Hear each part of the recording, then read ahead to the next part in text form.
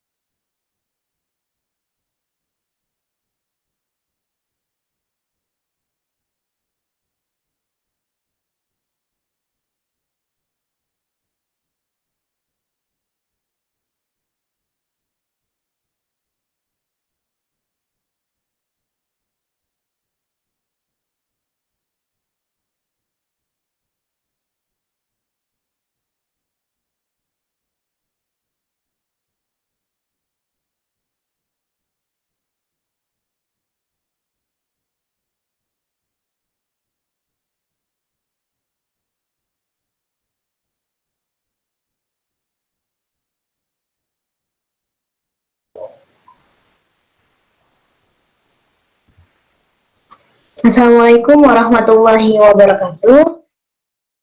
Selamat malam, salam sejahtera untuk kita semua. Shalom, Om Swastiastu,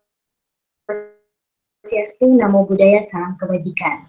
Selamat datang Pak Tri Hapsoro selaku pembicara, Miss Andri selaku moderator, dan para sobat ngopi alias ngobrolin videografi dalam acara virtual talk pada malam hari ini.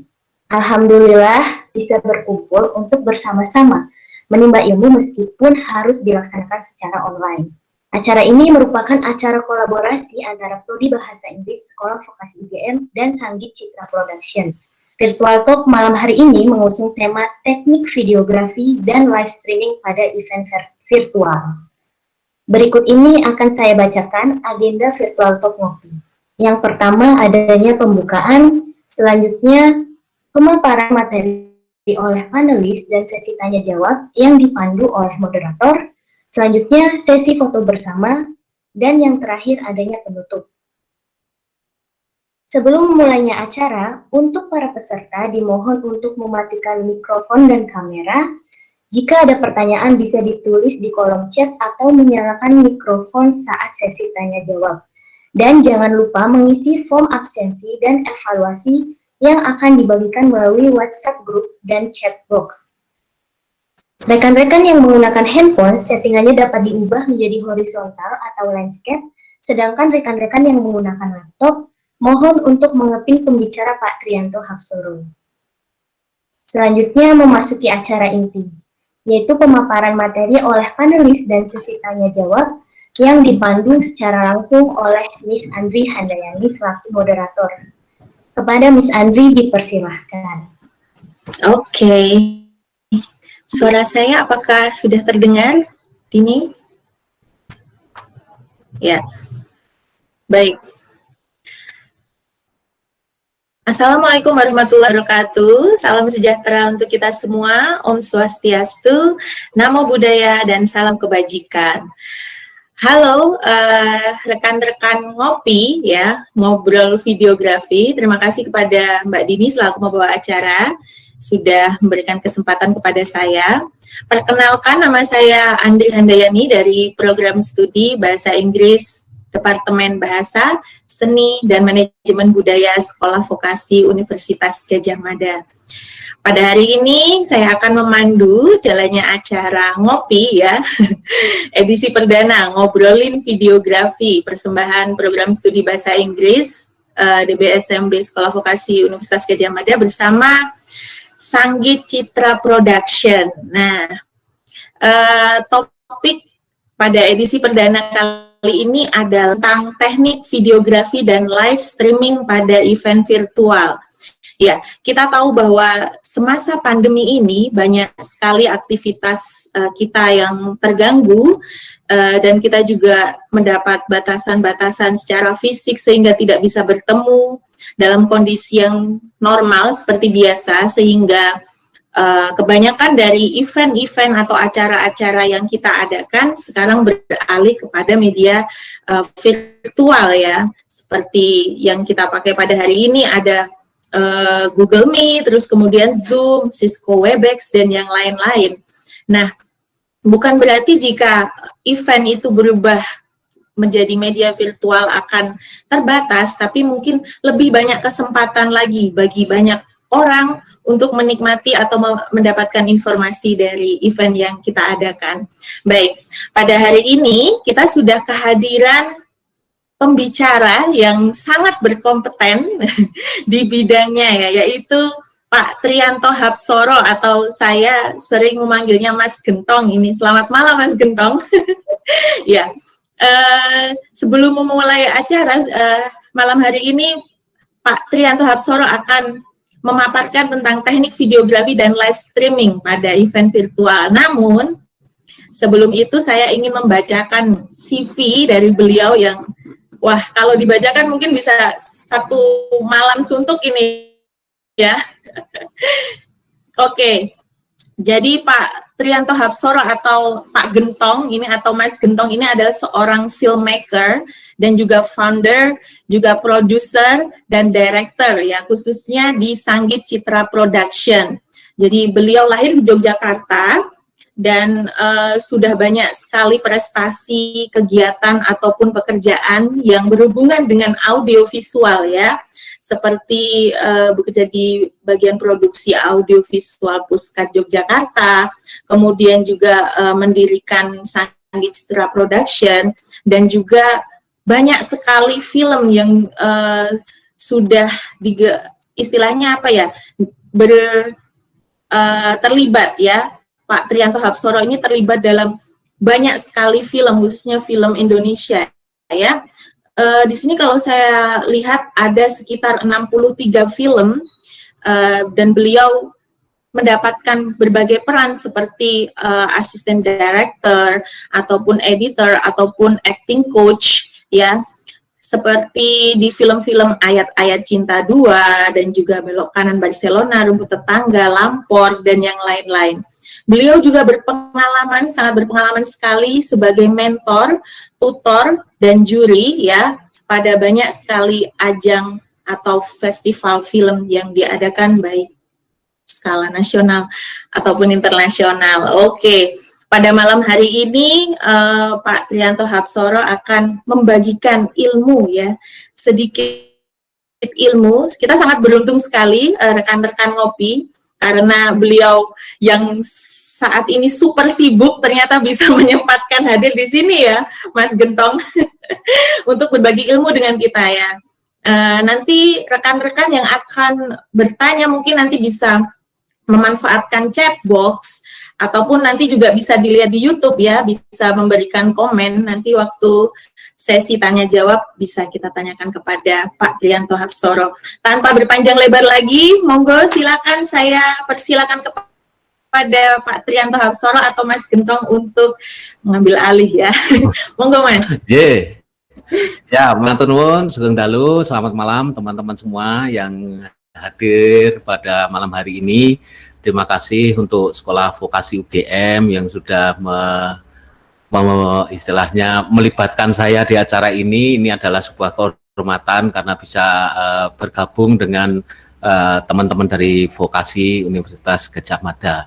Ya baik, untuk sedikit melanjutkan perkenalan mungkin ya, sebelum kita santai aja ya. Jadi untuk melanjutkan perkenalan mungkin saya tambah sedikit bahwa kenapa kemudian saya bisa memberikan materi tentang live streaming.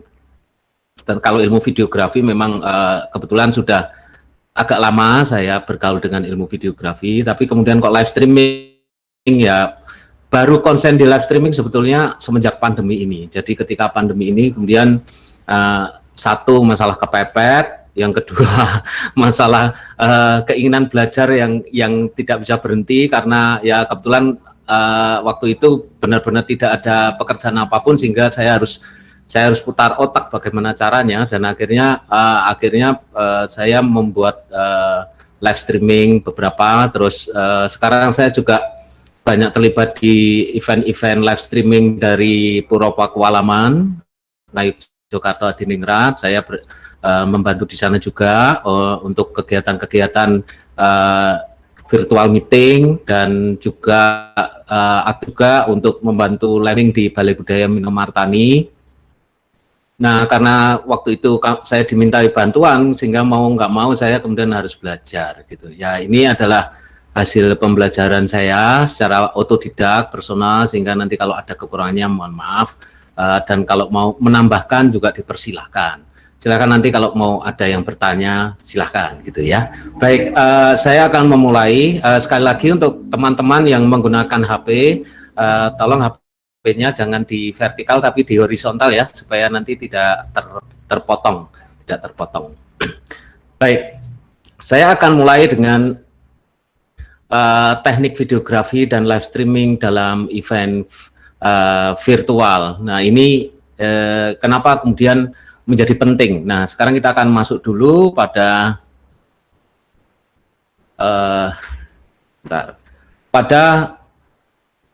pengertian videografi terlebih dulu.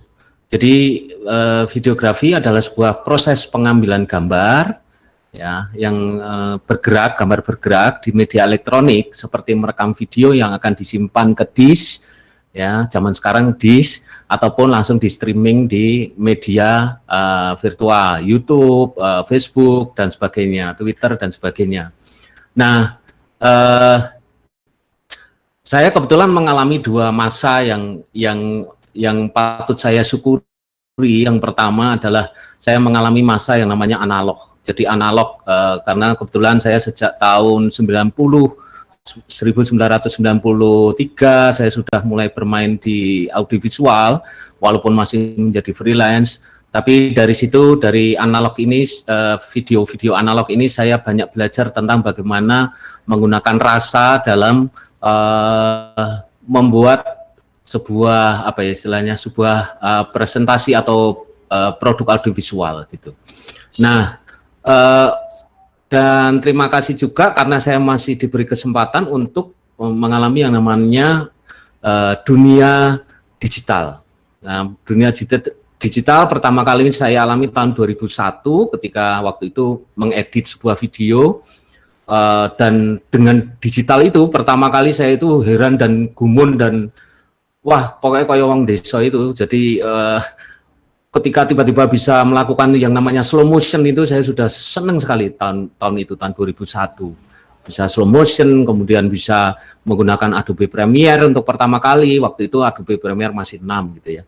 Nah, bergerak terus ke sini sehingga akhirnya saya mempelajari. Nah, salah satu cabang pekerjaan kayak olahraga ya. Salah satu departemen dalam film yang pernah saya geluti antara lain saya pernah menjadi direktur fotografi atau kameramen. Gitu. Memang dulu saya bergerak di beberapa departemen produksi, salah satunya kameramen, kemudian sound, dan yang paling banyak memberi pelajaran pada saya adalah editing, justru dari editing. Nah, baik, sekarang kita akan lanjutkan lagi ses presentasi berikutnya.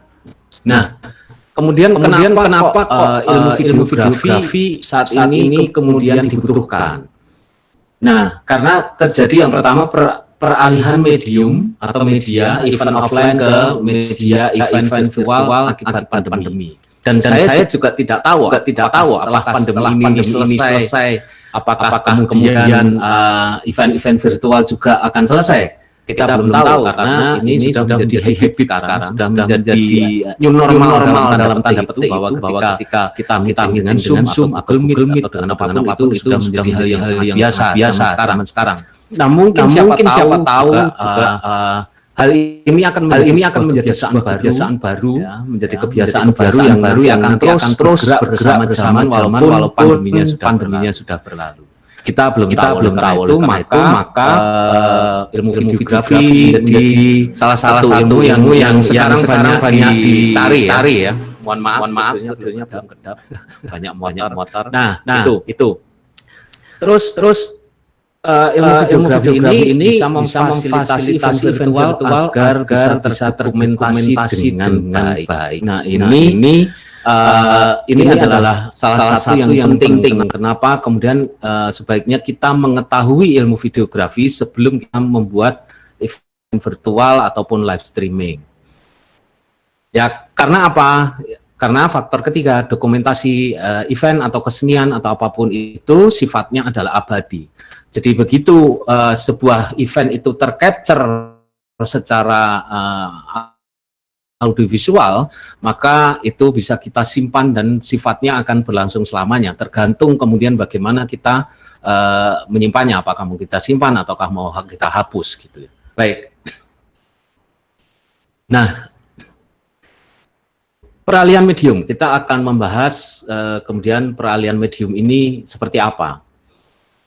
Peralihan medium atau media ini dari panggung atau ruang pertemuan ke media sosial atau media virtual, YouTube dan semacamnya. Ini sudah jelas, sekarang sudah banyak sekali terjadi, mulai dari yang pergelaran wayang kulit yang dulu pakai panggung dengan sound system, dengan lighting dan sebagainya, sekarang menjadi virtual, panggungnya adalah YouTube, misalnya seperti itu. Ya, ini juga menjadi hal yang perlu kita perhatikan dan kita cermati. Ya, konser musik juga, bahkan acara-acara yang sifatnya besar, akhirnya sekarang banyak orang mengamini ketika acara-acara besar itu diselenggarakan secara virtual. Dulu mungkin ketika sebelum pandemi, orang membuat sebuah konser musik virtual dan membayar, mereka akan calon penonton akan apa ya, ngapain sih gitu kan. Tapi ketika setelah pandemi dan banyak event virtual yang dibuat dengan skala yang cukup besar, bahkan sampai ke teater, ada macam-macam, orang sudah mengamini, bahkan ada yang sifatnya berbayar gitu ya, berbayar baru kasih link misalnya seperti itu. Nah, kemudian peralihan medium ini, kita kemudian setelah kita melihat faktanya dari stage ruang pertemuan ke media sosial, Maka kemudian yang kedua adalah kita harus memahami media tayangnya. Kita harus memahami karakter dari media tayangnya. Ya kan? Media tayang ini menjadi penting karena ya inilah panggung kita sekarang gitu. Di zaman ini gitu ya. Ya. Walaupun mungkin saat ini sudah ada beberapa konser musik kecil-kecilan yang mulai diselenggarakan, ada beberapa pergelaran wayang yang mulai dilakukan secara off air juga gitu ya. Tapi rata-rata masih secara online gitu.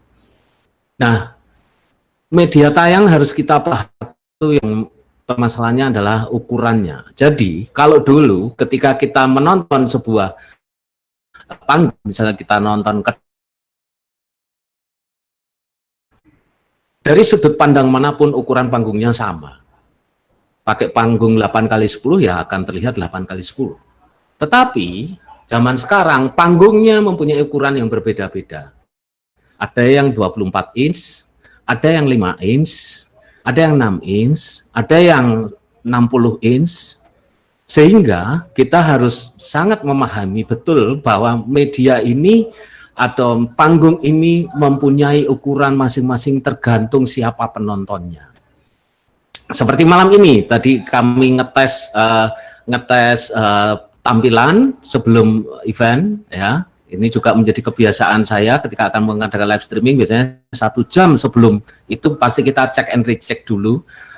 Tadi terbukti ketika HP itu, silakan teman-teman kalau mau coba ya, HP itu yang pakai HP silakan dibuat vertikal, berdiri, maka tampilan saya akan kepotong. Tapi ketika horizontal, maka tidak akan kepotong. Nah, itulah kemudian kita harus memahami media tayangnya, ukurannya, karakter-karakternya, sampai pada karakter aplikasinya. Misalnya antara Zoom dengan Google Meet akan berbeda lagi dengan Cisco Webex dan sebagainya. Kita harus memahami media tayangnya dan kemudian kita harus akan tahu bagaimana sikapnya. Ya, itu yang berikutnya. Jadi ya memahami media tayang itu menjadi penting karena kemudian media tayang itu akan menjadi ujung tombak sekarang, akan menjadi panggung bagi event-event yang akan kita gunakan, yang akan kita selenggarakan, maksud saya begitu. Kemudian yang berikutnya adalah memahami karakter penonton. Nah, ini yang paling susah. Kalau kita membuat sebuah event virtual, maka penonton ini mempunyai independensinya sendiri. Contoh perbedaannya dengan kalau kita eventnya adalah off air. Orang datang misalnya nonton wayang, atau nonton ketoprak yang sifatnya berbayar misalnya, atau nonton konser musik yang berbayar, maka dia tidak akan meninggalkan panggung itu karena dia merasa sudah membayar. Tetapi ketika ada event virtual yang sifatnya free, maka sangat mungkin orang itu tidak akan menonton seluruh pertunjukannya. Mungkin hanya sekian menit ketika tidak ngangkat bahasa Jawanya, moodnya tidak terangkat, dia merasa sudahlah, mereka langsung live, gitu. Langsung tinggalkan, langsung stop. Nah, ini juga harus menjadi perhatian kita. Oleh karena itu, salah satunya adalah bagaimana kita bisa menyajikan gambar-gambar itu secara proper dan pas. Ya.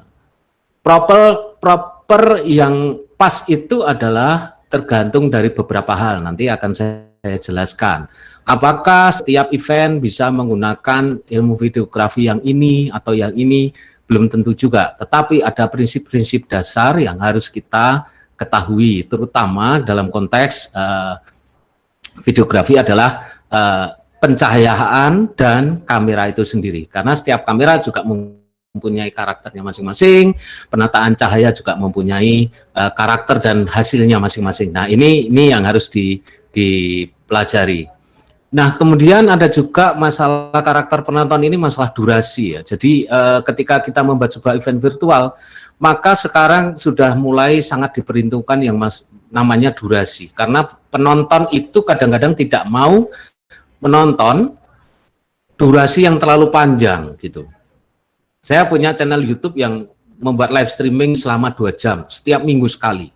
Itu, membuat live streaming 2 jam. Dan terlihat setelah 1 jam pertama penontonnya mulai turun jumlahnya. Di awal mungkin 25 sampai 30, Nah, setelah 1 jam kemudian turun menjadi 15, menjadi 10. Nah, itu adalah hal yang biasa. Nah, kemudian kita kembalikan lagi kepada misi kita. Kita membuat event virtual untuk apa? Apakah untuk menjaring penonton karena ingin berbagi sebanyak-banyaknya yang kita bisa. Nah, itu kembali lagi pada visi dan misinya. Nah, kemudian hati-hati juga dengan skip. Jadi YouTube sekarang misalnya ada live streaming, maka kemudian penonton bisa scroll ke depan kan, bisa ke durasi yang waktu-waktu yang sebelumnya, sehingga dia akan scroll ke depan, dia skip. Nah, kebiasaan skip ini juga harus kita antisipasi. Nah, itu nanti ada dalam format acaranya, bagaimana membangun sebuah event virtual secara menarik supaya penonton tidak skip. Nah, itu ada ilmunya sendiri. Tapi malam hari ini kita fokus pada videografi dan bagaimana teknik live streaming yang sederhana ya. Saya tidak akan membuat sesuatu yang rumit. Kalau kemudian teman-teman melihat tampilan saya seperti ini adalah jasa dari salah satu software ternama yang free open source, yaitu namanya OBS Studio. Jadi nanti kita akan bongkar juga bagaimana OBS Studio dan bagaimana sih cara memanfaatkannya. Jadi ini saya membuat tampilan seperti ini dengan OBS Studio. Baik. Kemudian, nah, yang jelas apa saja sih yang dibutuhkan dalam sebuah event virtual ketika akan mendokumentasikannya atau membuat sebuah live streaming. Yang pertama jelas SDM dan pengorganisasiannya. Ya, jadi saya malam hari ini singleter. Saya sengaja ditanya oleh panitia siapa yang akan nge-share screen dan sebagainya, tidak perlu, saya sendiri gitu. Karena saya sudah terbiasa sendiri. Kecuali dalam beberapa hal, saya kemarin memberikan workshop juga untuk Telkom di Jakarta, karyawan Telkom. Saya menggunakan asisten karena ada demo di sana dan sebagainya, Nah, itu baru menggunakan asisten. Kalau kemudian saya sekarang malam hari ini sendiri karena memang ingin membuat sebuah tampilan yang berbeda. Nah, kemudian yang kedua, pengorganisasiannya. Organisasinya bisa bermacam-macam ya, tergantung kebutuhan. Tetapi ketika saya live streaming rata-rata kalau misalnya menggunakan 3 kamera, maka saya membutuhkan sekitar 6 sampai 7 orang gitu. Untuk apa saja? Nah, nanti di belakang akan saya jelaskan. Kemudian yang kedua, peralatan pengambilan gambar dan workflow-nya. Nah, seperti apa workflow itu harus disepakati di awal sebelum kita melakukan live streaming. Ya, peralatannya juga mau pakai kamera apa ini? Apakah kemudian misalnya mau pakai kamera HP saja juga bisa? Sekarang kan dari HP juga bisa langsung live streaming, mau Facebook, mau YouTube dengan persyaratan tertentu ya. Ataukah kemudian misalnya kita mau membuat dengan 2 kamera, 1 kamera, semua ada plus minusnya tentu saja. Semakin banyak kamera tentu saja faktor teknisnya akan semakin sulit, semakin sedikit kamera faktor teknisnya semakin mudah, tetapi kemudian pengambilan gambarnya tidak bisa sevariatif ketika menggunakan lebih dari 2 atau 3 kamera. Tergantung eventnya juga gitu. Karena apa? Nah, salah satu karakter, kalau kembali lagi ke karakter medium tayangnya, yaitu audiovisual, prinsip dasarnya audiovisual ini kan hanya panjang kali lebar. Hanya ada panjang dan hanya lebar. Sudah, tidak ada kedalaman. Kalau panggung itu kan kita ada kedalaman ke sana, ada masuk perspektif gitu ya. Nah, itu yang kemudian berbeda dengan audiovisual atau media tayang di media virtual. Nah, untuk menciptakan kedalaman itu, maka ada beberapa hal yang mempengaruhi itu. Salah satunya adalah bagaimana penempatan kamera, dan yang kedua adalah bagaimana meng-create kedalaman dengan menggunakan penataan cahaya. Nah, nanti akan saya share juga tentang penataan cahaya, walaupun mungkin penataan cahaya yang sederhana ya, tidak terlalu complicated, karena kalau terlalu complicated nanti malah equipment-nya menjadi terlalu banyak. Nah, kenapa kemudian kemudian kita harus menyesuaikan teknik videografinya, karena kita harus memahami format dan karakter eventnya seperti apa gitu. Saya beberapa kali menghandle live streaming, terutama di Puro Pakualaman yang simple, yang hanya nge-zoom dan kemudian di-live-kan di YouTube gitu. Ada yang seperti itu. Ada yang rumit seperti di Balai Budaya kemarin, bagaimana pergelaran wayang dengan 3 kamera, terus ada spontaneous translation yang bisa langsung tayang dan tayangnya di YouTube. Ya, jadi sambil ngetik langsung translate dan itu bisa keluar di YouTube. Nah, akhirnya kemudian saya memutar otak, berkreasi dan terciptalah sebuah sistem yang Bu Andri kemarin juga ikut serta di dalamnya, bagaimana spontaneous translation untuk wayang kulit selama 3 jam ya, bergantian, translatornya gantian ngetik gitu ya, dengan metode yang sudah kita latihkan sebelumnya. Nah, penemuan baru, akal-akalan dalam tanda petik, kalau orang Jawa bilangnya iguh ya, itu menjadi hal yang menyenangkan bagi saya, dan ini adalah sebuah tantangan di masa ini gitu ya. Nah, kalau kemudian kita memahami format dan karakter eventnya, maka malam ini adalah satu hal yang saya lakukan gitu. Contoh misalnya teknik tampilan. Teknik tampilan sengaja saya buat seperti ini karena kita sedang membicarakan tentang videografi dan live streaming. Beda lagi kalau misalnya saya sedang ngomongin kita berbicara tentang acting gitu ya. Bagaimana teknik tampilannya, background apa yang saya pakai ya. Ini menjadi bahan pertimbangan tentunya. Ini untuk yang event-event virtual yang sederhana yang sifatnya bukan mengerahkan banyak orang.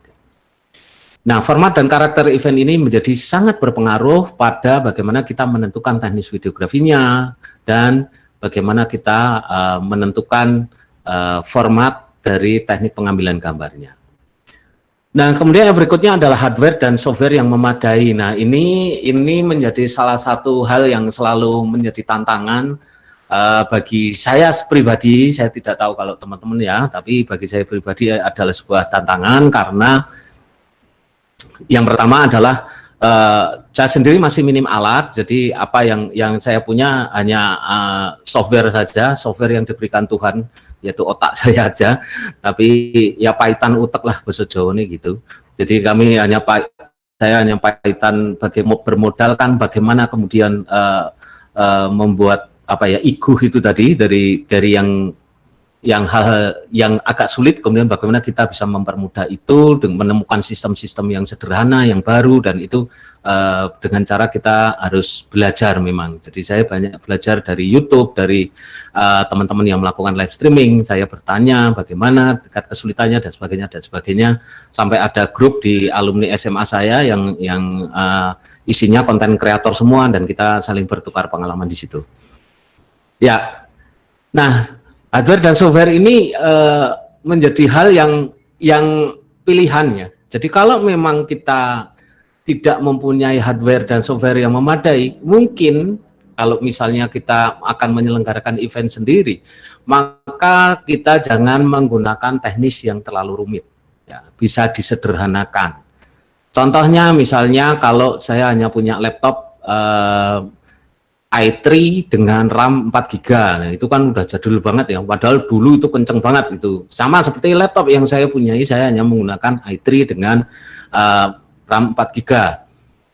Tetapi kemudian bagaimana saya bisa mengakali spek laptop yang rendah itu, bisa saya akali dengan menggunakan software yang sederhana, misalnya dengan OBS, dengan settingannya tertentu supaya tidak terlalu berat. Nah, itu yang harus kita temukan dan selalu harus kita coba.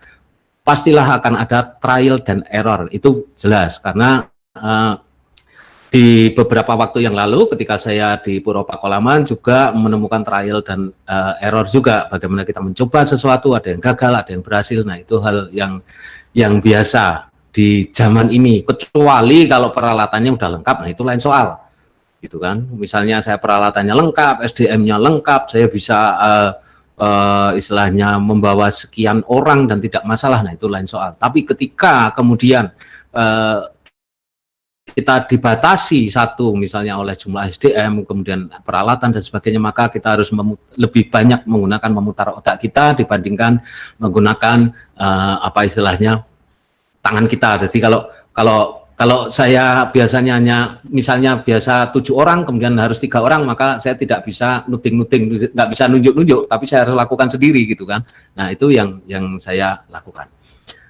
Nah berikutnya,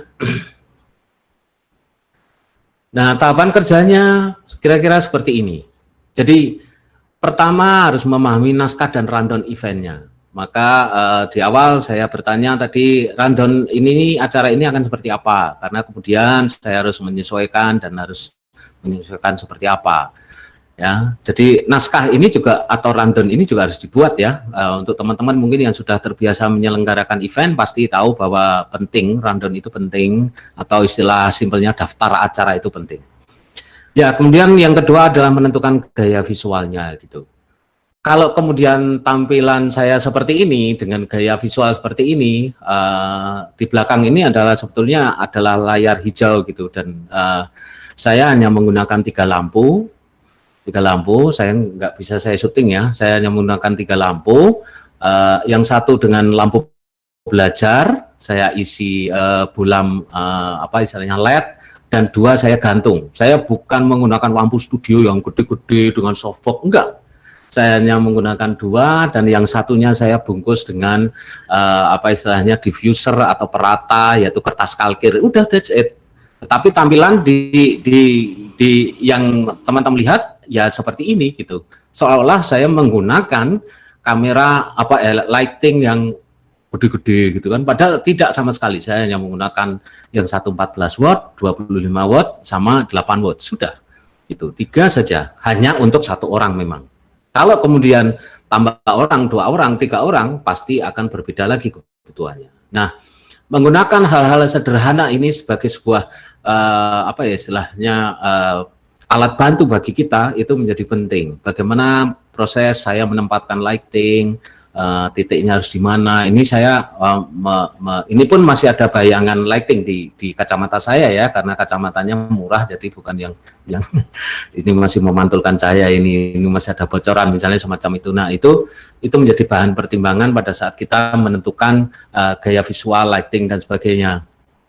Nah kemudian konsep penataan suara. Nah penataan suara kalau ini bisa saya tunjukkan misalnya di yang paling simpel saya menggunakan mikrofon kondenser semacam ini ya, ini udah ya, ini semacam ini. Yang ini adalah salah satu mikrofon yang sedang menjadi tren saat ini karena banyak orang membuat podcast ya. Jadi dengan mic condenser semacam ini dengan harga yang tidak terlalu mahal. Orang membayangkan kalau mic condenser semacam ini kan misalnya harganya 2 juta, 3 juta. Enggak, ini sama sekali enggak nyampe segitu. 1 juta pun enggak nyampe ini. Tapi untuk kualitasnya silakan didengarkan sendiri. Bukan saya mempromokan produknya, tapi saya menemukan merek mikrofon ini setelah saya melihat sekian puluh channel YouTube gitu. Nah, ini adalah bagian dari proses ikhtiar kita sebagai orang-orang yang berada di belakang layar, sebagai orang-orang teknis, bagaimana kemudian kita bisa mencari dan kemudian menyesuaikan dengan kantong yang kita punya. Kalau misalnya tidak bisa membeli mic yang mahal, ya bisa saja dengan mic yang murah, hanya kemudian harus ada hal yang diatur, misalnya equalizer dan sebagainya dan sebagainya. Nah itu catatan berikutnya, ya. Dan konsep penataan suara ini adalah recording ya, bukan public address atau sound yang biasa kita pakai untuk stage. Jadi kalau misalnya saya sedang melakukan live streaming di Balai Budaya Minomartani, ketika waktu itu ada beberapa kali menyelenggarakan wayang kulit, itu speakernya hanya 1 atau 2 malah. Karena memang tidak butuh keras, karena memang tidak ada penonton. Tetapi yang justru dipentingkan jangan sampai ada kabel yang ngeground bahasa Jawanya atau humming atau cit gitu. Nah itu tingkat kejernihan itu yang kemudian kita cari, bukan seberapa kerasnya, dan itu malah justru lebih sulit. Nah konsep penataan suara ini harus kita tentukan juga di awal. Bahkan untuk event yang ada di Pakualaman pun yang nge-zoom, yang kemudian ada peserta dan ada narasumber yang nge-zoom, ada yang dari luar Jogja, ada yang bahkan dari luar negeri.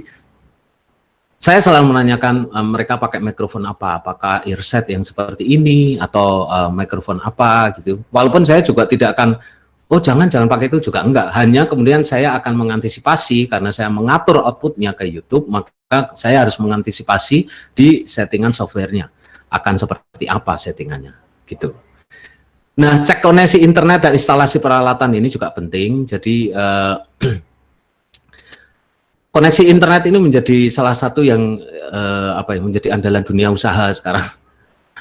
Yang dulu mungkin 10 Mbps ya nggak masalah gitu kan. Tapi sekarang ketika 10 Mbps itu menjadi masalah gitu. Ketika dalam sehari kita udah live event ikut Zoom meeting, ikut Google Meeting dan sebagainya sama berapa kali, otomatis kemudian pemakaian datanya kan naik, akhirnya begitu sampai batas very usage policy, maka kemudian speednya akan turun. Nah, itu akan menjadi masalah ketika akan membuat live streaming untuk event virtual, apalagi kemudian ada masalah-masalah di hal yang lain gitu. Nah, instalasi peralatan juga penting, jadi kita nanti akan saya sharekan sedikit saja tentang bagaimana kemudian sharing instalasi peralatan yang untuk multi kamera itu seperti apa sih gitu. Ya. Nah, sekarang kita masuk pada prinsip videografi. Kalau saya tadi sudah ngomongin banyak hal, maka sekarang saya akan mulai masuk kepada videografinya. Tadi kita ngomongin secara general bagaimana ilmu videografi dan bagaimana live streaming. Nah, sekarang kita akan masuk pada prinsip dasar videografi. Yang pertama, saya mengistilahkan dan banyak orang-orang visual yang mengistilahkan kita mengcapture gambar itu sama dengan melukis dengan sinar, melukis dengan cahaya. Ya, karena poin satu membutuhkan cahaya yang cukup untuk dapat menangkap image gitu. Kalau misalnya saya matikan satu lampu yang ada di depan saya, yang lampu belajar ini misalnya saya matikan, maka ini image yang dihasilkan sudah berbeda dan kemudian cahayanya juga berkurang. Nah, kalau ini saya nyalakan, mempunyai image yang berbeda lagi, ya. Jadi menangkap cahaya, jadi butuh cahaya yang cukup. Oleh karena itu, kalau memang kita menganggap ini adalah sebagai sebuah panggung atau stage, maka kita harus selalu gelisah dengan pencahayaan, gitu ya. Seperti Mbak Andri tadi sebelum on air gelisah dengan, aduh lightingku, gitu ya.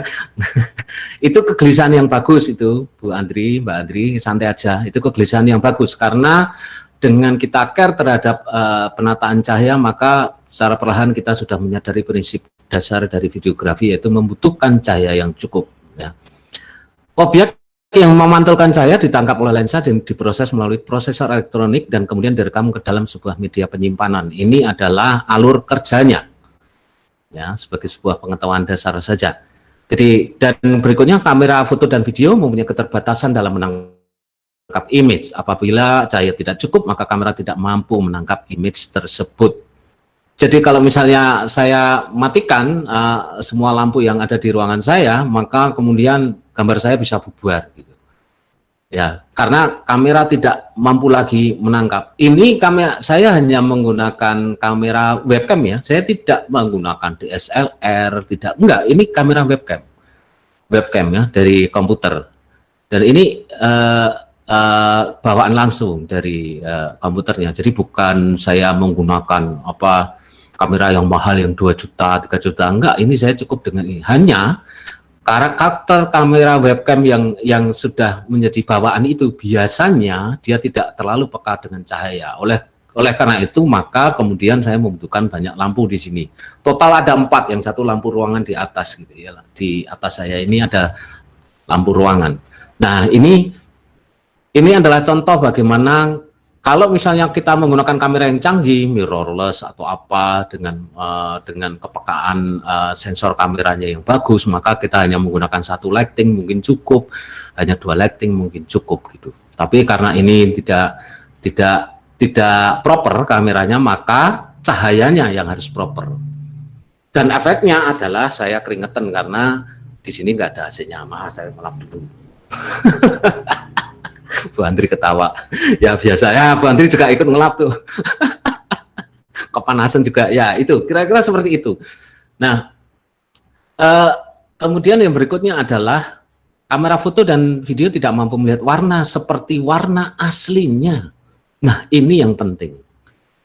Jadi, kalau kita misalnya masuk ke dalam sebuah ruangan dari luar misalnya gitu ya, kita membawa membawa baju warna merah ketika kita bawa di luar, maka kemudian kita bawa ke dalam, warnanya akan sedikit berbeda kan. Contoh misalnya, pernah nggak kalau yang ibu-ibu atau mbak-mbak yang biasanya belanja baju gitu kan, di tempat beli bajunya, udah diterawang, bagus sekali warnanya, begitu keluar sampai rumah, kok beda ya warnanya gitu. Itu terjadi karena sumber cahayanya yang berbeda.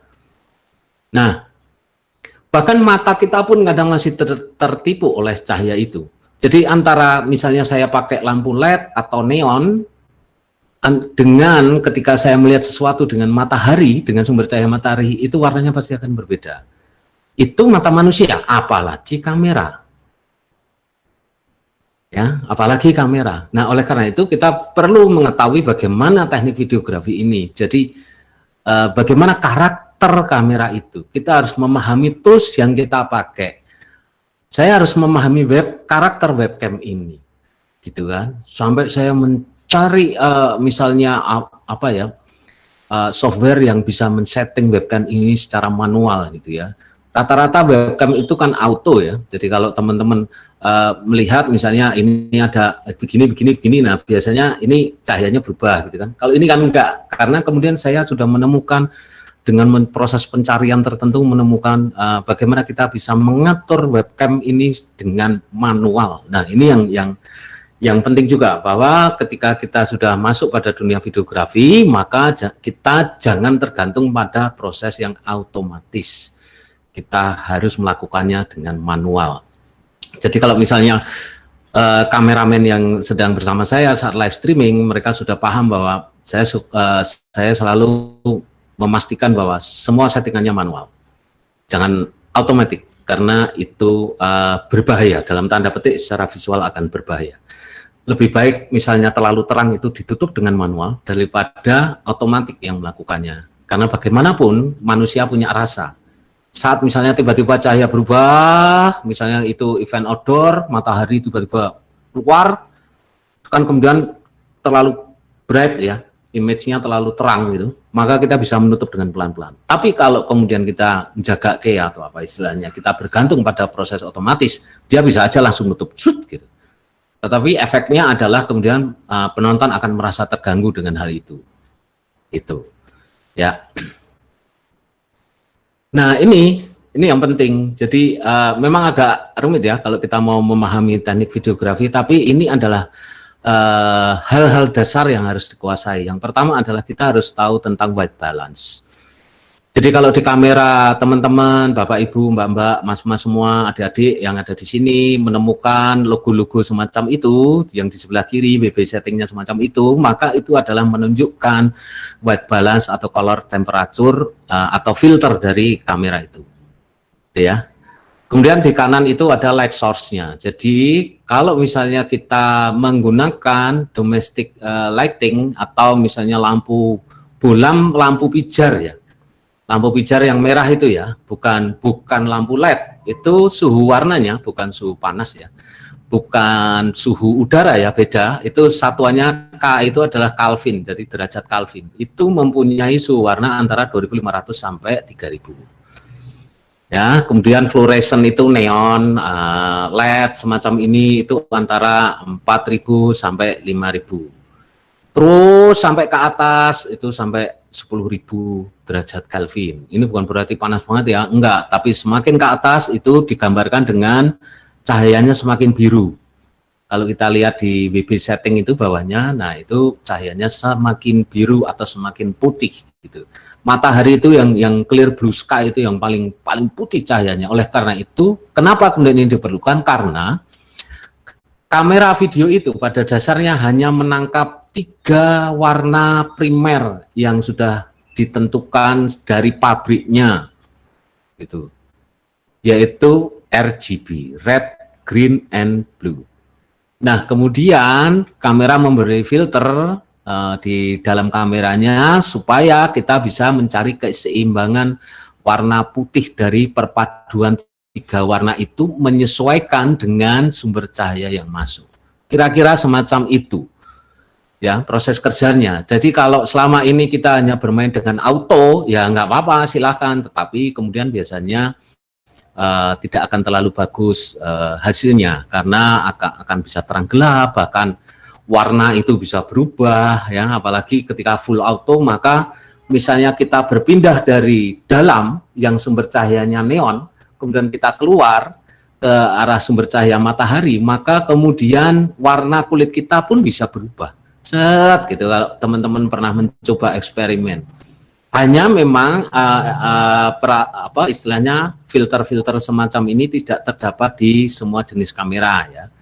Tapi saya di webcam sudah menemukan webcam settingnya yang bisa mengatur suhu warnanya. Tetapi tidak satuannya tidak derajat Kelvin, hanya angka gitu. Tapi semakin angkanya ke sana maka warnanya akan semakin ini gitu ya. Nah itu yang mungkin bisa teman-teman akali ketika misalnya memang webcam dan kemudian akan live streaming dan hanya punya webcam gitu. Nah baik, saya lanjutkan lagi. Nah ini penataan cahaya. Nah ini penting ya. Jadi penataan cahaya ini penting. Bagaimana kemudian saya hanya memperkenalkan 3 yaitu key light, fill light, dan backlight gitu. Apakah 3 lighting ini harus selalu ada? Tidak juga. Tergantung karakter eventnya itu tadi. Tergantung karakter eventnya. Apakah kemudian saya di sini menggunakan prinsip itu? Iya. Hanya kemudian saya terapkan dengan cara yang sederhana. Gitu ya. Jadi saya akan mencoba memperagakan. Nah ini ada key light dari sebelah kiri atas saya, key light lampunya paling terang. Kemudian di sini ada fill light yang saya ketutupan ini. Ini ada fill light, ya. Backlightnya ada di atas saya, hanya wattnya kurang kuat sehingga di sini kurang ada cahaya. Nah, di sini ada fill light satu lagi yang di lampu belajar itu tadi. Nah, ini untuk lebih meratakan. Jadi, bahkan ketika saya melakukan event virtual yang menjadi narasumber untuk sederhana untuk Google Meet atau Zoom, saya selalu mencoba menyalakan 3 atau 4 lampu ini. Ya, supaya secara look enak untuk ditonton. Gitu ya. Apa yang terjadi ketika misalnya saya mengabaikan look warna saya rubah, kalau teman-teman bisa melihat warna saya berubah.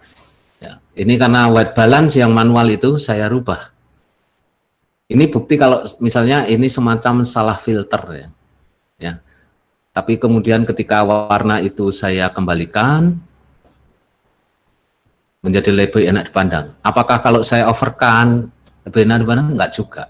Ya kan? Oleh karena itu maka kemudian saya buat senyaman mungkin dilihat oleh penontonnya. Nah, hal-hal seperti ini, kegelisahan-kegelisahan positif semacam ini, kalau memang kita ingin menggeluti dunia event virtual, memang kemudian harus dan sebaiknya dilakukan.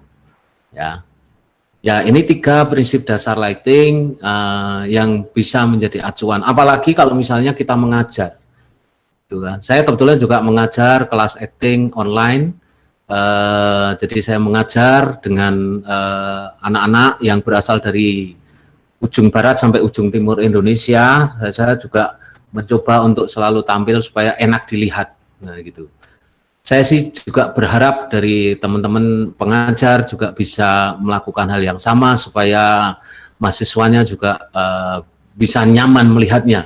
Jangan sampai misalnya backlight gitu kan, wajahnya gelap, yang belakang terang, karena misalnya yang belakang itu taman, luar, outdoor, terus kita di dalam, dan ini, karena itu tadi, karena otomatis. Kalau otomatis maka bidang yang paling terang itulah yang diukur. Bidang yang paling terang itulah yang dinormalkan. Nah, ketika misalnya yang terang itu adalah latar belakang kita, dia akan menurunkan latar belakang kita sampai tingkat yang normal. Resikonya adalah kalau latar depan kita tidak ada lightingnya atau gelap, kalah dengan yang belakang, maka kita akan menjadi dark, jadi menjadi backlight, menjadi semacam siluet. Nah, hal seperti itu yang dalam dunia pengajaran, dalam dunia meeting online atau yang sifatnya semacam ini ya, semacam webinar semacam ini sebaiknya juga digelisahkan dalam tanda petik. Bukan berarti harus membeli peralatan mahal gitu ya, karena 3 lighting ini total paling hanya 100.000, hanya paitan kabel tambah 5 meter udah selesai gitu. Hanya kemudian harus digantungin di mana, tambah paku 3, udah cukup.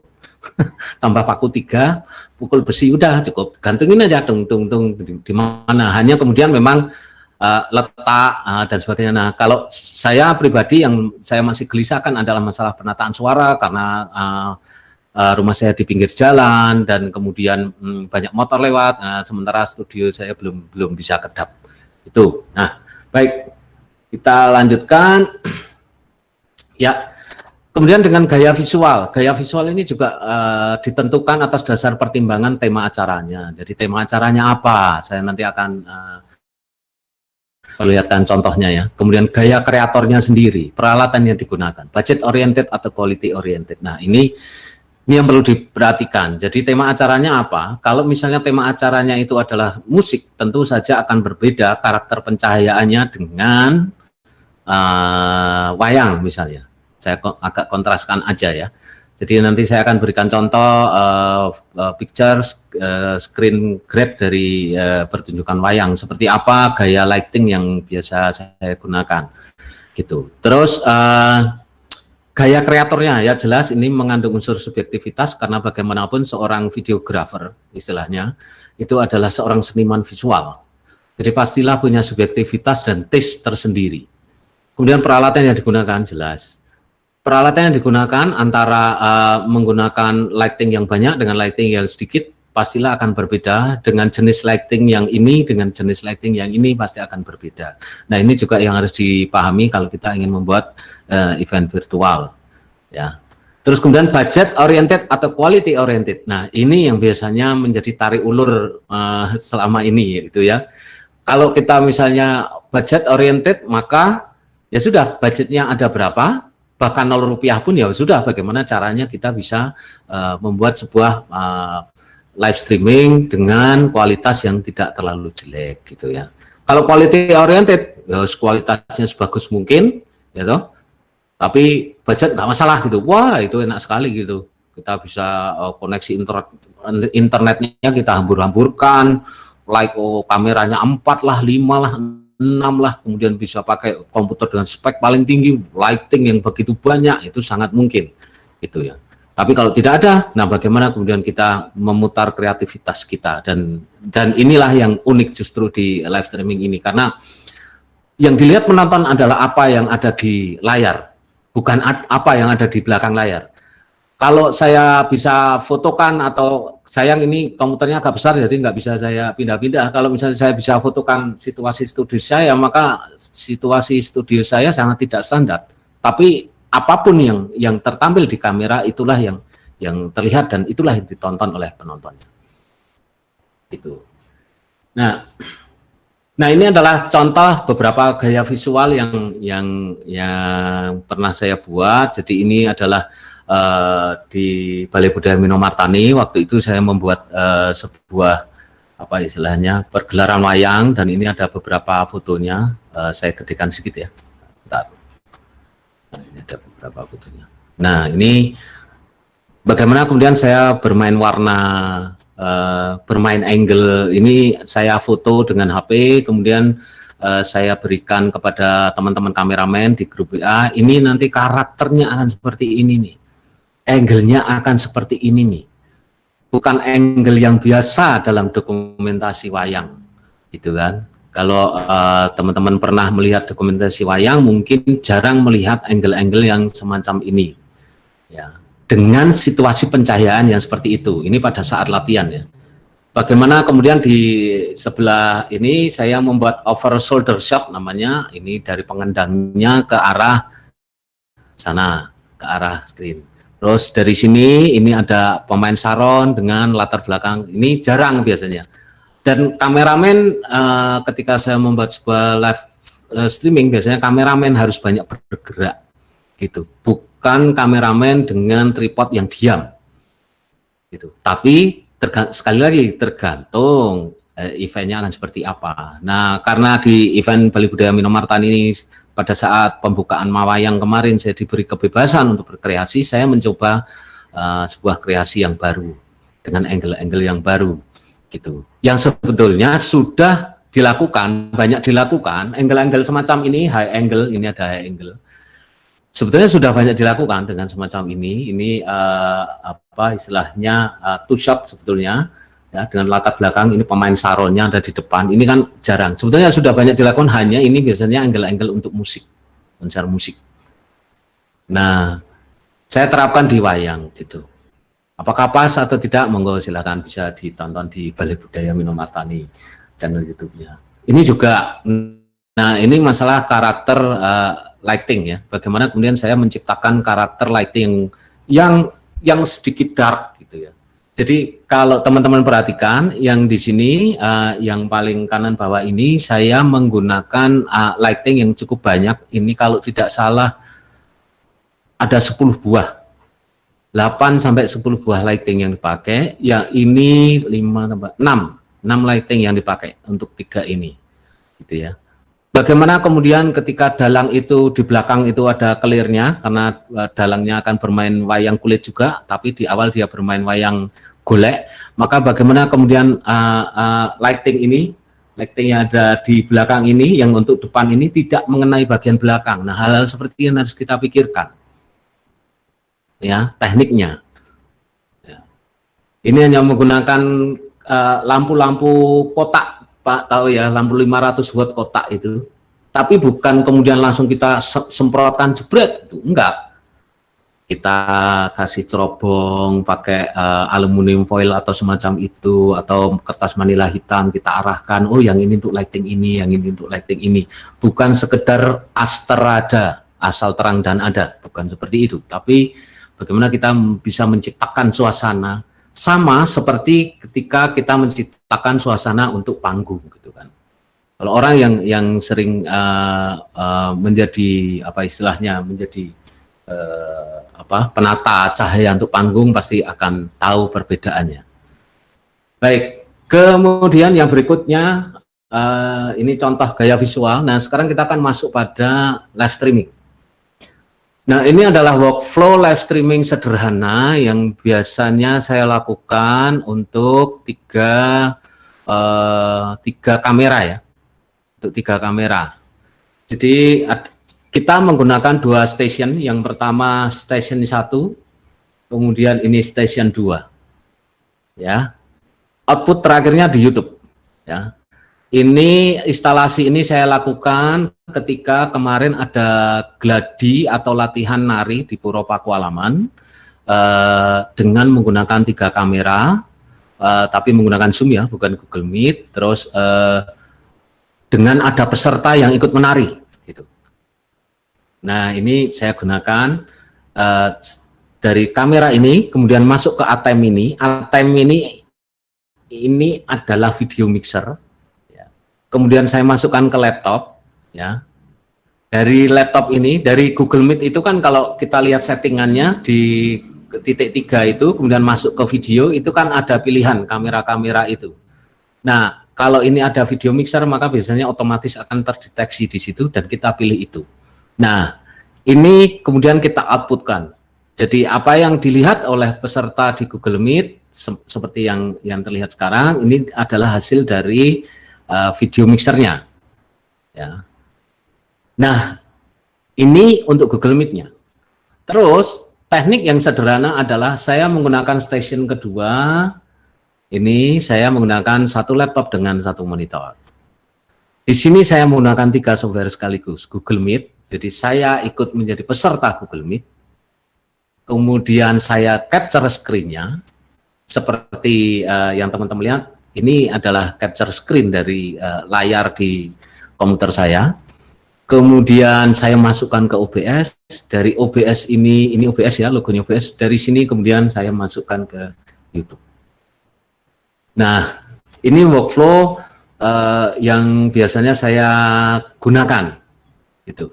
Ini biasanya saya gunakan ketika apa istilahnya membuat live streaming dengan ya yang cukup sedikit rumit lah. Nah, teknik koneksi dari laptop 1 ini ke laptop 2 itu ada beberapa cara sebetulnya. Ada yang namanya pakai NDI, tapi itu menjadi terlalu rumit karena kalau laptopnya ini tidak high tech, maka akan gambarnya akan putus-putus dan sebagainya. Nah, saya hanya menggunakan cara yang sederhana. Saya laptop kedua, saya juga menjadi peserta. Setelah itu udah langsung. Bisa saja kalau laptop 1 ini apa istilahnya canggihnya minta ampun, gitu kan? Langsung semua dimbruk di satu laptop ini juga bisa, gitu. Tapi saya meminimalisir resiko ya, supaya kerja laptopnya atau komputernya tidak terlalu berat. Maka ini akan saya pisah, gitu. Nah, ini yang biasanya saya lakukan ketika membuat live streaming. Nah, kemudian saya sedikit akan memperkenalkan sebuah software yang biasanya saya gunakan, yaitu software yang namanya OBS Studio, gitu ya. Nah, ini adalah tampilan OBS Studio. Ini free, open source, gitu. Jadi tidak usah beli. Ada banyak software. Ada Vmix, ada apa namanya Wirecast, ada Streamlabs, dan mungkin ada banyak yang lain lagi. Nah, ini adalah salah satu yang free, yang open source, gitu ya. Jadi tidak harus beli, tidak harus nge-crack dan sebagainya enggak. Karena ini tersedia di obsproject.com ya. Kalau misalnya mau melihatnya, gitu. Silahkan, gitu ya. Tuh. Nah, terus di sini kita bisa menggunakan beberapa fasilitas yang ada di sini. Di sini ada scene ya, scene. Kemudian di sini ada source sumbernya. Kemudian di sini ada audio mixernya. Dan kemudian yang paling penting adalah kita menentukan settingannya ini. Nah, settingan ini akan sangat berpengaruh nanti dari outputnya, akan sangat berpengaruh ke outputnya, ya, terutama di settingan misalnya di output ini. Nah, untuk yang para penggemar live streaming yang biasa melakukan live streaming pasti sudah sering ngeset ini ya. Hanya kemudian bagaimana kita menentukan bitrate-nya ini berdasarkan kecepatan koneksi internet. Kemudian keyframe interval, ini berdasarkan kecepatan koneksi internet dan berdasarkan spek HP. Kemudian profilnya itu seperti apa, nah itu kita tentukan semua. Terus kemudian audio mau berapa, apakah mau 320 kbps, otomatis kalau 320 kbps maka dia akan membutuhkan kecepatan internet yang lebih cepat, gitu ya. Kalau misalnya kecepatan internet kita tidak cepat, ya tidak usah gede-gede kbps-nya, gitu. Tergantung juga acaranya. Kalau acaranya konser musik, maka ya mau nggak mau harus ini ya, harus tinggi juga, gitu. Jangan sampai dikasih di misalnya 40 atau 32, wah ini nggak akan bagus suaranya, gitu ya. Nah, ini proses untuk streamingnya. Nah, ini sekali lagi, ini pilihan encodernya ini juga ngaruh ya. Apakah mau pakai X264 atau pakai dari GPU, Graphic Processor Unit dan sebagainya, ini sangat berpengaruh. Nah, ini kemudian video ini juga ngaruh. Kita mau pakai resolusi berapa, tapi kalau live streaming rata-rata yang saya lakukan masih di 720, karena saya mengingat bagaimana koneksi internet di negara kita tercinta dan bagaimana kemudian ada beberapa penonton yang masih menggunakan kuota. Kalau kemudian saya langsung hajar di Full HD dengan 1080, wah kuotanya akan membengkak, nanti kasihan juga yang masih menggunakan data, gitu. Kemudian di sini ada frame per second-nya, ya, ini frame per second-nya ini juga apa istilahnya sudah menentukan antara 60 fps, 30, 24 itu sangat berpengaruh, gitu. Saya hanya menjelaskan sekilas-sekilas saja supaya teman-teman memahami. Nah, kemudian di sini ada scene ya. Kalau misalnya scene itu adalah semacam adegan kan, kalau bahasanya. Jadi tampilan saya saat ini adalah sebuah scene. Saya yang nampak kecil, kemudian di belakang ada capturean dari screen. Ini adalah sebuah scene. Nah, kemudian Yang ini adalah scene yang lain. Jadi paham ya bedanya scene ya. Ini adalah scene yang lain. Saya dengan background foto dengan garis-garis ini adalah scene yang lain. Gitu. Ya. Jadi kita bisa menambahkan scene, misalnya kita anggap saja black ini sebuah scene ya. Kita hilangkan saja. Nah, ini kita tutup saja misalnya tidak mau kelihatan. Kemudian kita lihat plus di sini. Nah, kita bisa menambahkan, kita mau sumbernya mau dari mana? Apakah dari browser? Ya. Display capture. Nah, yang saya gunakan sekarang ini adalah display capture. Jadi saya menggunakan komputer dengan 2 monitor. Nah, yang monitor yang di sebelah kanan, makanya saya kadang nengok kanan karena tampilan OBS-nya ini, tampilan software-nya ini ada di monitor sebelah kanan. Ya. Kemudian ini saya display capture. Terus misalnya image, kemudian apa yang akan kita masukkan, grafis atau apa gitu. Ya. Nah, kalau misalnya mau ada kamera atau dari video mixer tadi, maka biasanya kita menggunakan video capture device ini. Kita akan menggunakan video capture device apa gitu ya. Nah, kita buka saja. Di sini ada berbagai macam ya. Maaf, ketutupan. FaceTime dan seterusnya, ada OBS virtual kamera, ada FaceTime. Nah, kalau ada FaceTime, maka ya ini tampilan saya aslinya seperti ini. Gitu. Nah, ini dengan FaceTime webcamnya, ini adalah tampilan asli saya semacam ini. Ya, green screen ya. Nah, contoh ya, ini contoh. Kemudian misalnya saya mau menambahkan sebuah logo, saya tambahkan image. Kemudian saya add existing, ada apa ini ya? Enggak kelihatan. Oke, saya mau create new aja. Saya tambahkan misalnya image, kemudian akan diambil dari mana, misalnya seperti itu. Nah, kita bisa pilih mau ambil grafis apa misalnya.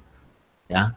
Misalnya sebentar, saya pindah dulu sini. Misalnya saya ambil grafis-grafis tertentu yang sudah saya pilih untuk ini misalnya semacam ini. Misalnya saya sudah pilih, sudah browsing di folder, kemudian saya oke. Wah ini tapi saya ketutupan kan ini ya. Kemudian ini bisa saya kecilkan. Kayak kecilkan, diklik aja. Oke, mau ditaruh di mana? Misalnya kita taruh di sini.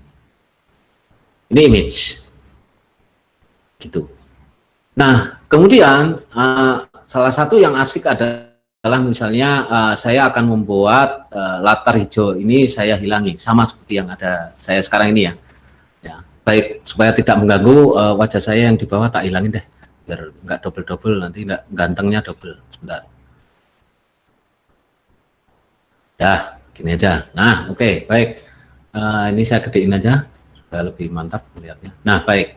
Nah, misalnya contoh soal ini hijau ini akan saya hilangkan. Ini saya taruh depan dulu. Nanti saya akan menggunakan background ini misalnya ya. Ini saya taruh belakang dulu. Backgroundnya kita drag, taruh bawahnya. Oke, ini taruh depan kan. Nah, OBS ini menyediakan fasilitas yang namanya chroma key. Jadi kita bisa klik di sini, kemudian kita masuk ke filter, ya. Kemudian di sini ada efek filter. Nah, di sini ada yang namanya chroma key. Nah, kita bisa pilih ini. Nah, otomatis akan bersih ketika green, ya. Hanya tinggal kita bersihkan sedikit-sedikit aja, seperti apa. Nah, kalau sudah, kemudian kita close. Udah, selesai. Background saya jadi begini. Gitu kan? Nah ini, tapi kalau misalnya saya ingin mengadjust wajah saya sama seperti tadi di tampilan saya, maka saya bisa menggunakan filter. Saya tambahi untuk wajah saya mau color correction. Color correction misalnya, saya merasa ini ada beberapa setelan ya, ada gamma, kontras, brightness, saturation, hue, shift, opacity ya. Misalnya saya mau menaikkan saturasi, ini saya naikkan, kelihatan ya perbedaannya agak lebih merah, misalnya bibir saya lebih merah gitu kan. Terus kontrasnya saya naikkan, maka akan seperti ini. Kalau gamma itu cenderung ke blacknya ya, blacknya akan naik atau turun. Oke, tapi hati-hati ketika mengubah ini, tentu harus dilihat enak atau tidak ketika dilihat ya. Oke. Terus kalau untuk yang advance, nah untuk teman-teman yang mungkin di sini sudah ada yang advance, mungkin akan paham yang namanya LUT. Ya, LUT itu adalah kita bisa mengkreasi LUT itu menggunakan Adobe Photoshop sesuai dengan karakter yang kita maui. Baik, ini saya tambah filter lagi, ada yang namanya Apply LUT. Saya sudah membuat beberapa LUT yang ada di sini. Saya buat sendiri, saya sesuaikan dengan karakter saya. Ini ada yang ini kalau bawaan LUT-nya dari OBS seperti ini. Ini red isolated ya. Saya coba asal aja saya ambil LUT. Ya. Ya, ini kemudian dia akan mengisolasi warna merah. Oh, enggak terlalu tampak. Posterize. Misalnya saya mau mengaplikasikan ini seberapa, ini semua bisa kita style. Ya. Apply LUT. Nah, ini untuk teman-teman yang mungkin sudah advance ya. Yang sudah advance bisa menggunakan LUT. Nah, terus saya bisa mengcapture tadi contoh soal misalnya kalau ini kan display capture ya, saya juga bisa menggunakan window capture. Jadi saya hanya wajahku tutup Pak. Mana ya? Oh iya, ini. Oh iya. Jadi saya bisa mengcapture salah satu Windows yang sedang aktif dan kemudian saya masukkan di sini. Contoh soal misalnya mana ya? Ini. Nah, ini satu Windows yang kemudian bisa saya capture di sini dan bisa saya masukkan di sini. Ada Bu Andri yang sedang menikmati malam hari ini. Oke. Nah, ini contohnya ya. Ini contohnya. Jadi kemudian saya bisa menggunakan window capture ya. Ya, bermacam-macam hal yang bisa dilakukan dengan OBS ini. Mulai dari teks, kita bisa menambahkan teks, kemudian ada scene. Jadi scene yang dari sini ini bisa kita tambahkan di sini. Ya. Oke ya, kira-kira seperti itu. Jadi itu. Terus di sini ada audio mixer. Ya, ini source-nya mau apa? Ada mic, ada lagu dan sebagainya. Kalau teman-teman yang sudah advance pasti sudah mengenal yang namanya virtual kamera, kemudian kalau di sini mengenal yang namanya virtual cable.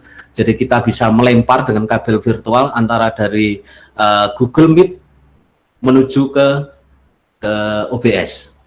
Jadi contoh soal ini tadi saya mengcapture window-nya Google Meet, ya misalnya ini, dan tampilannya saya rubah ya, misalnya tampilannya saya rubah ke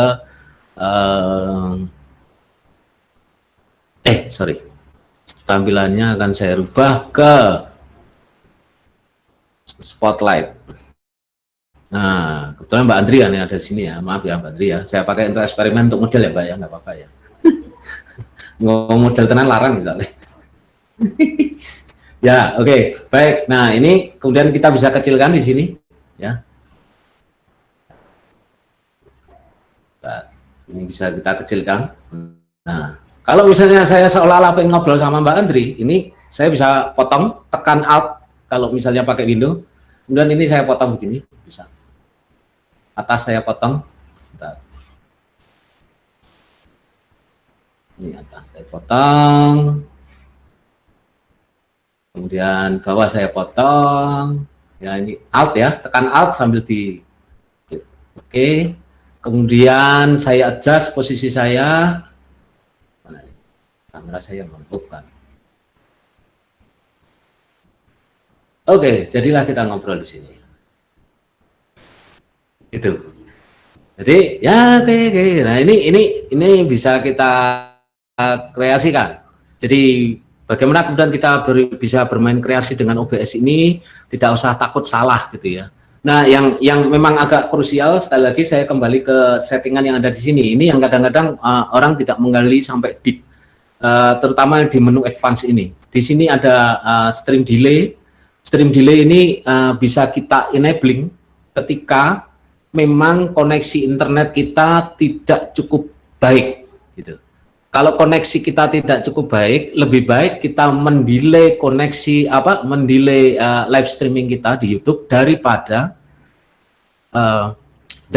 kemudian kita memaksakan untuk tidak mendelaynya, gitu. Jadi kadang-kadang kalau koneksi internet jelek, misalnya sekarang sedang berlangsung, maka keluarnya di YouTube bisa saya setel sampai misalnya ini 10 detik. Jadi 10 detik kemudian atau 20 detik kemudian. Ya. Nah, network ini juga penting. Jadi ada satu prinsip, yaitu bahwa ketika network ini kita on-kan, maka kemudian dia akan men-change bitrate to manage congestion, atau ini tapi masih dipakai untuk beta ya, masih eksperimen gitu ya. Jadi resolusi atau bitrate itu akan diturunkan oleh OBS tergantung dari kecepatan koneksinya. Kalau misalnya ini kita tidak on-kan, tetapi koneksi internet kita jelek, hasilnya adalah putus-putus. Kalau live streaming putus-putus, itu biasanya ini tidak di-on-kan. Kira-kira seperti itu. Jadi, nah ini kan dari, tadi saya jelas ya bagaimana ngoper dari Google. Senyum-senyum loh Mbak. Saya ada dua loh, pilih yang besar apa yang kecil. Ya, jadi ini kenapa kemudian saya bisa bermain dengan ini? Saya menggunakan dua OBS ya. Saya menggunakan dua OBS yang saya install dalam satu komputer. Jadi yang untuk demo yang ini adalah OBS sendiri. Sementara itu saya juga punya OBS OBS yang saya gunakan untuk display yang saya kecil ini. Ini OBS. Jadi bisa menginstal dua OBS. Nah, tergantung kekuatan komputernya. Kalau komputernya tidak kuat, jangan dipaksa. Jadi kalau misalnya tadi di workflow live streaming tadi ada dua laptop, sebetulnya OBS itu bisa diinstal dua di satu laptop, itu juga bisa. Atau misalnya yang satu yang satu ini, yang kecil ini saya pakai untuk live YouTube, terus yang ini bisa saya pakai untuk live Instagram, itu bisa. Jadi sekali jalan langsung dua, yang satunya ke YouTube, misalnya yang satunya ke Instagram. Kalau Instagram kan biasanya susunannya kan vertikal gini ya Mbak ya, jadi susunannya misalnya vertikal gini, saya di bawah, terus misalnya yang ini di atas gitu kan. Nah biasanya kan seperti ini ya. Ini juga bisa kita sesuaikan, misalnya settingnya saya rubah videonya. Kalau misalnya ini untuk Instagram ya, misalnya outputnya saya jadikan 720 kali 1280, misalnya seperti itu. Ya, enggak kelihatan kanvasnya belum. Tar, kanvasnya harus di set nih. 20 kali.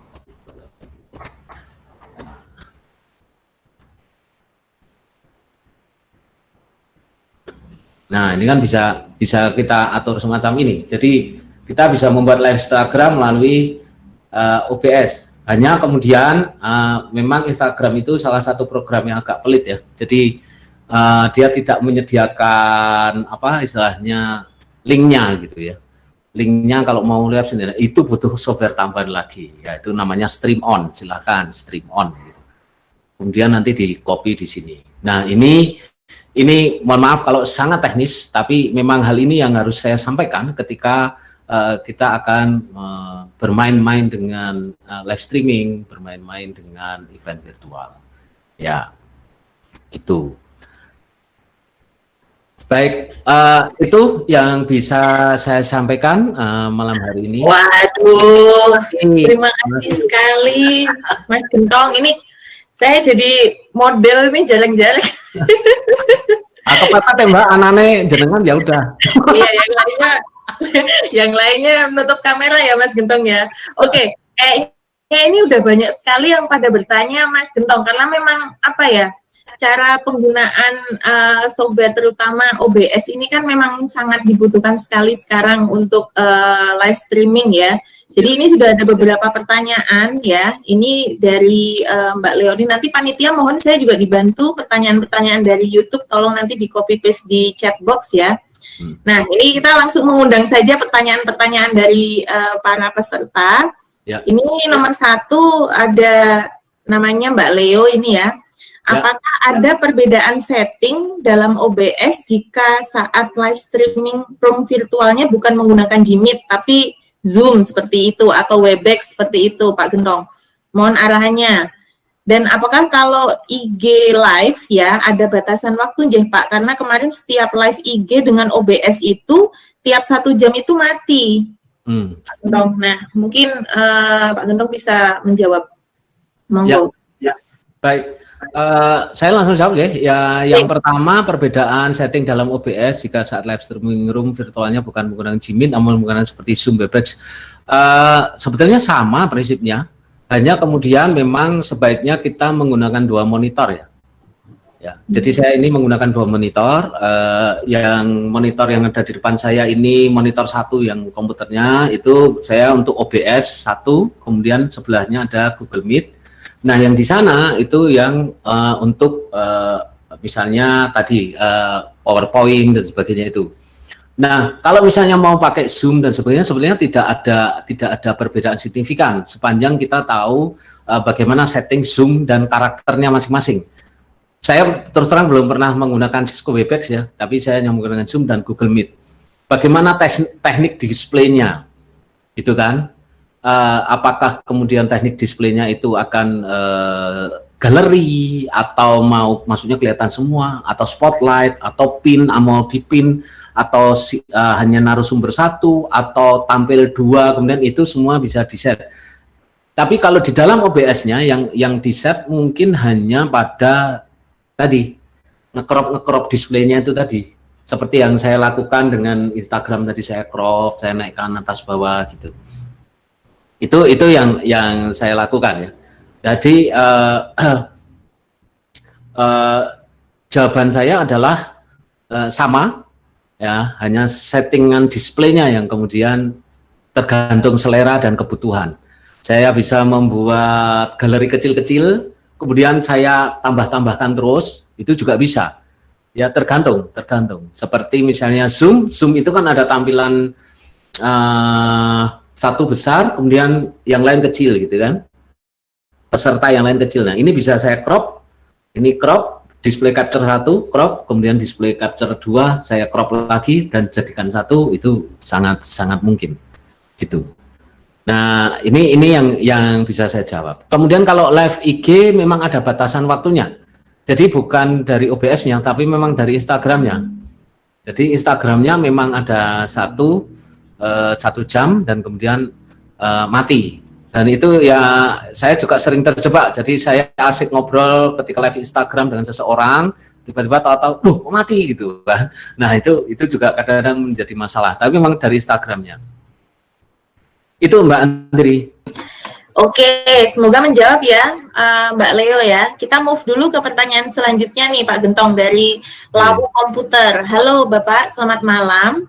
Dan Anda selalu menginspirasi saya untuk menyelam dunia videografi. Wah, ini Lawu Komputer ini siapa ya? Saya ingin bertanya terkait dengan rekomendasi mikrofon untuk mahasiswa, Pak. Terima kasih. Nah, ya. Rekomendasi mikrofon dulu ini, Pak Gentong. Oh ya, rekomendasi. Baik. Saya nggak ngajari nyelam ya, jadi kok menyelam. Saya nggak usah diajari nyelam, kalau nyemplung air langsung tenggelam soalnya. Hampir 100 kilo ya. Rekomendasi mikrofon untuk mahasiswa itu saya masih agak kurang paham pertanyaannya. Maksudnya fungsinya untuk apa dulu? Apakah kemudian mahasiswa ini sekedar untuk mengikuti kuliah ataukah kemudian akan menggunakannya untuk yang profesional atau seperti apa, dan penggunaannya untuk apa? Kalau misalnya saya merekomendasikan mikrofon ini bukan iklan ya, tapi mereknya Vivin. Believe it or not, ini harganya 800.000. Ya bisa didengarkan sendiri kualitas suaranya. Maksud saya kalau menggunakan speaker yang agak besar akan terdengar bagaimana low frekuensinya, bagaimana middle frekuensinya. Saya tidak menggunakan equalizer sama sekali karena dari Vivin ini, dari mikrofon ini saya langsung masukkan ke Google Meet tanpa melewati proses apapun. Karena kita lihat di OBS saya tidak ada display apapun tentang audionya. Jadi audionya kan tidak ada gitu. Jadi tidak saya utik-utik. Jadi ini hasil suara sepanjang saya ngetipris dari jam 7:30 tadi ini adalah murni dari sini. Dan dia punya fasilitas ini ada mikrofon level ya. Terus bawahnya ada headphone. Jadi ini bisa langsung dicoloki headphone di bawahnya sini kalau misalnya mau mendengarkan suaranya sendiri. Gitu kan. Jadi bisa langsung hanya saya biasanya agak risih ketika menjadi narasumber semacam ini terus saya pakai headphone kita lebay gitu kan. Maka saya tidak pakai, saya percaya aja dengan mikrofon dan kemudian memahami karakternya. Nah, itu yang biasanya. Jadi kalau saya tidak paham karakter mikrofon yang saya beli, ini adalah karakter mikrofon yang hanya satu arah. Jadi sumber suara hanya satu arah. Kalau ini kan jelas ya, terdengar jelas. Kalau ini saya putar, maka suara saya akan berbeda suaranya. Oh iya. Ya, karena ini saya kebalik. Bahkan ketoknya Meki kan kuduning ini ya. Wah, ini pun tidak akan terlalu bagus suaranya karena source-nya itu adalah dari sini. Ya, jadi pemahaman terhadap karakter mikrofon itu juga ada kardioid, omnikardioid dan sebagainya. Wah, itu banyak sekali, kondenser, dynamic. Nah, itu harus dipahami. Tapi kalau untuk sekedar menggunakan digunakan untuk kuliah dan sebagainya, earset yang seperti dipakai Mbak Andri ini juga sudah cukup sebetulnya. Hanya ya itu kelihatannya ting selawir gitu aja. Bahasa Jawanya pating selawir. Tapi kalau ada yang udah pakai wireless, ada yang pakai Bluetooth, itu juga bisa. Yaitu banyak sih pilihannya gitu ya. Tergantung untuk apa. Nah, di situ. Nah, karena kebetulan saya memberikan kelas acting, terus kemudian saya menggunakan untuk kadang jadi narasumber semacam ini, maka faktor suara menjadi penting dan akhirnya saya harus mendudah tabungan gitu ya, rundingan sama istri saya untuk aku izin ya, tak beli mic ya gitu. Ya, akhirnya ya. Ini istri saya juga jadi peserta di sini, tenang aja. Jadi apa yang saya omongkan didengar istri saya. Ya gitu Pak Andri ya. Oke, ini sayangnya Lawu komputer dari YouTube ya. Saya kurang tahu apakah dia juga join di Google Meet. Kalau misalnya bisa, mungkin bisa open mic. Ini ada lagi Pak Gentong dari Pak Made Stianto. Tadi saya lihat videonya, mungkin Pak Made langsung saja open kamera atau open mikrofon juga Pak. Monggo, silakan untuk bisa bertanya langsung kepada Pak Gentong nih. Tadi diminta untuk pin videonya, katanya udah langsung mencoba tutorialnya Pak Gentong tadi. Monggo, Pak Made Stianto mungkin bisa open mic. Halo. Ya. Pak. Wah. Saya kebetulan temannya istrinya Pak Gentong. Oh iya. Ini kan saya anak Sanata Dharma.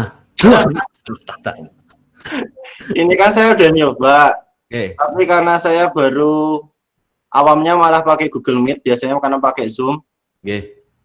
Terus di settingannya si Meet, kalau kita mau pakai OBS itu, kita kan harus mengatur di bagian pengaturan. Di video kan diubah ke OBS. Kemudian OBS-nya itu kan seharusnya udah kepasang virtual cam ya Pak? Virtual cam.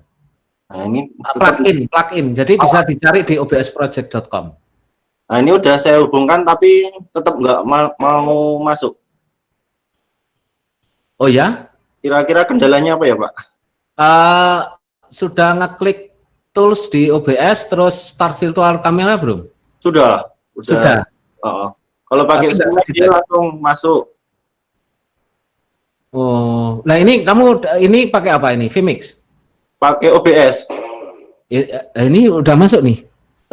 Udah muncul. Tempat saya malah muncul.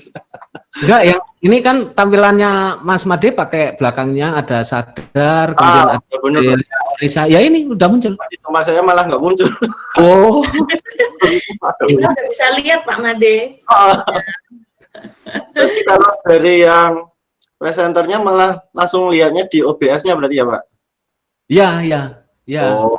Ya. Gitu, oke. Soalnya pengalaman teman-teman itu katanya ada yang pakai Vmix itu lebih mudah daripada OBS. Ya, dan banyak template-nya. Yang dicari template itu. Ya. Tapi ada juga yang bilang OBS itu lebih ramah ke laptop yang speknya lebih. Betul.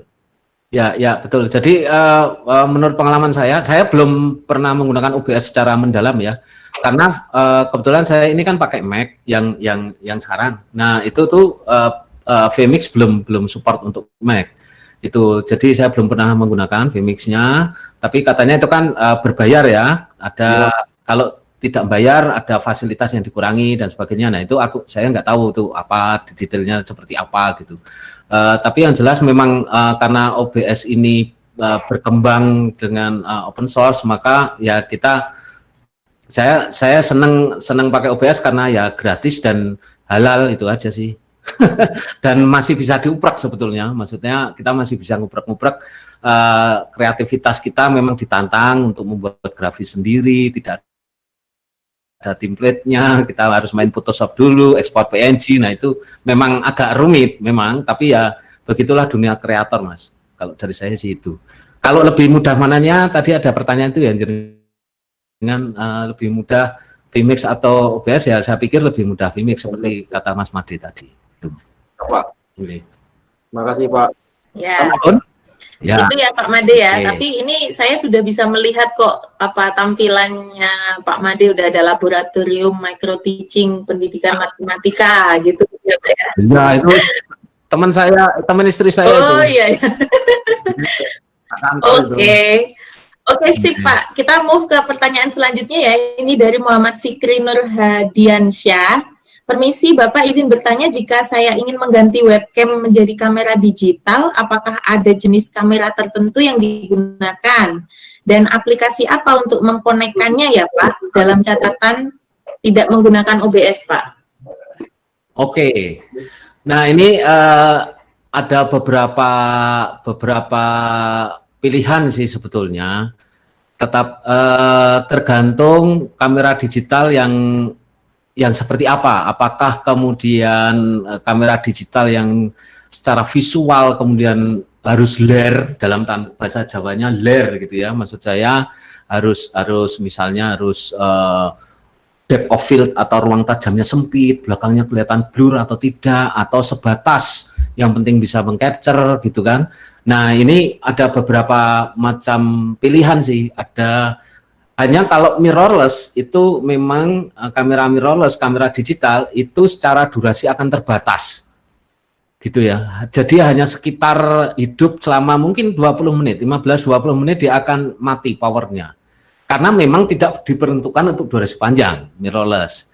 Nah, yang sempat saya lakukan adalah, sebentar, saya ambil dulu kameranya.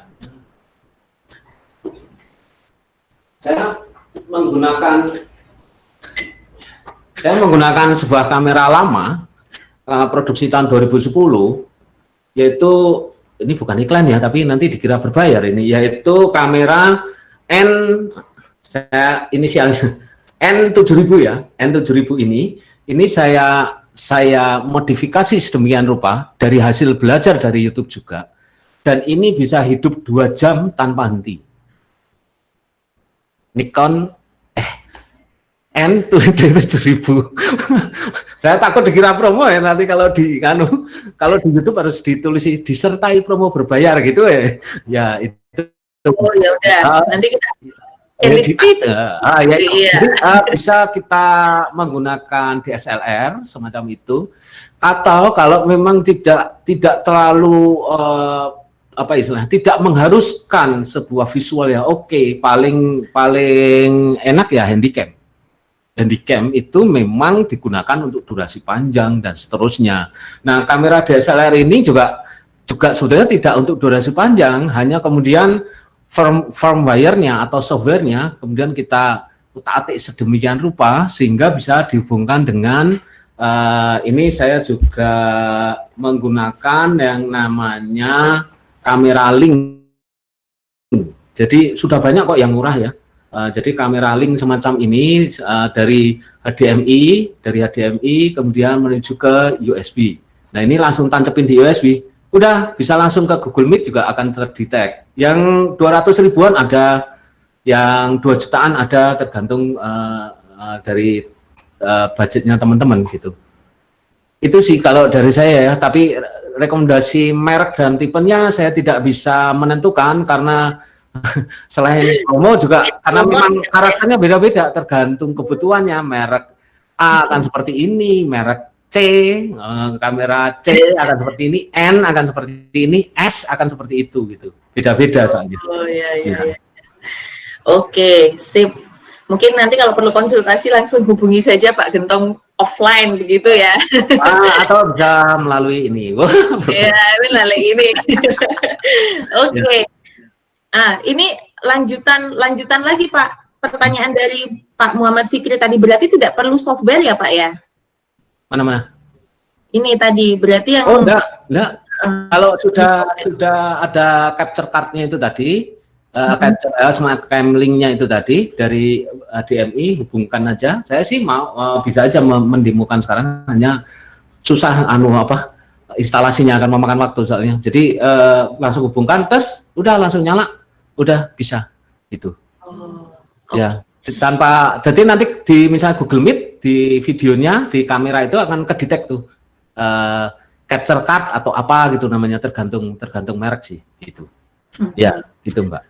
Oke, ini ada lagi pertanyaan dari YouTube dari Wi Purnama. Mohon arahannya Bapak, saya pernah ada kendala di OBS untuk streaming error, kemudian exit OBS, kemudian kembali lancar, namun dengan cara seperti ini akan memakan waktu untuk jalannya streaming. Apakah OBS double akan sangat mungkin berbarengan error jika permasalahan bukan karena internet, Pak?